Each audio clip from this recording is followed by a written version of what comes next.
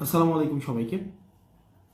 আপনারা যারা কিছুক্ষণ আগে আমি একটি বিজ্ঞপ্তি হাতে পেয়েছি, সেটি হচ্ছে প্রবাসী ভোটার যারা রয়েছে বিশ্বের বিভিন্ন প্রান্তে, বাংলাদেশ থেকে প্রতি বছর একটা উল্লেখযোগ্য সংখ্যক মানুষ বিদেশে যায়।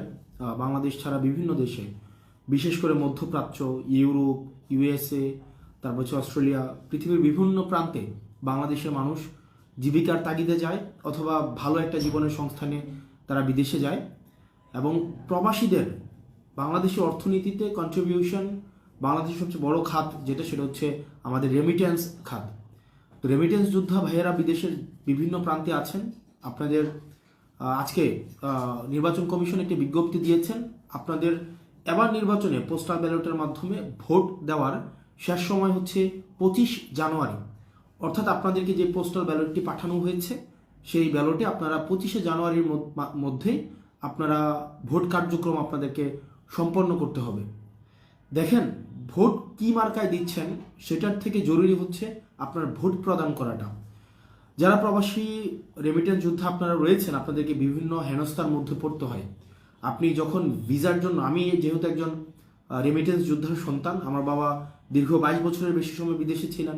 উনি মধ্যপ্রাচ্যে মূলত ছিলেন, উনি সৌদি, দুবাই, ওমান উনি ছিলেন দীর্ঘ অনেক বছর। অর্থাৎ আমি কুমিল্লা অঞ্চল একটা রেমিটেন্স যুদ্ধ অধ্যুষিত একটা এলাকার সন্তান।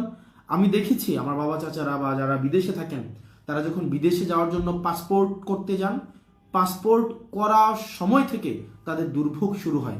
পাসপোর্ট অফিসে দালালি, তারপর হচ্ছে ভিসা যখন তারা হচ্ছে কিনতে যায়, সেই জায়গায় হচ্ছে তাদের হচ্ছে প্রতারণার শিকার হতে হয়। নর্মালি ভিসার দাম থাকে 2 লাখ টাকা, 1.5 লাখ টাকা বা সরকারি মূল্য, অথবা যেই এজেন্সির যে মূল্য থাকে সেটা থেকে দালালরা উচ্চ মূল্য নিয়ে থাকে, 5 গুণ 10 গুণেরও বেশি হচ্ছে মূল্য নিয়ে থাকে ভিসার মূল্য।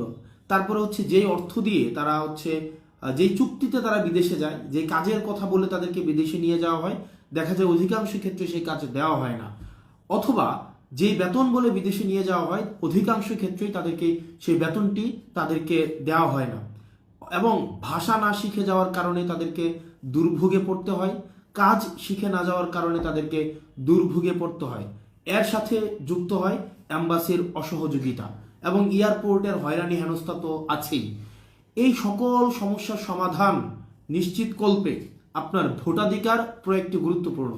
কারণ যখন যে সরকারি ক্ষমতায় আসুক না কেন পরবর্তীতে, সেই সরকার যখন অনুধাবন করবে যে আগামী বছর আমাকে ক্ষমতায় আসার জন্য এই ব্যালট, প্রবাসীদের ভোট আমার ক্ষমতায় আসার জন্য একটি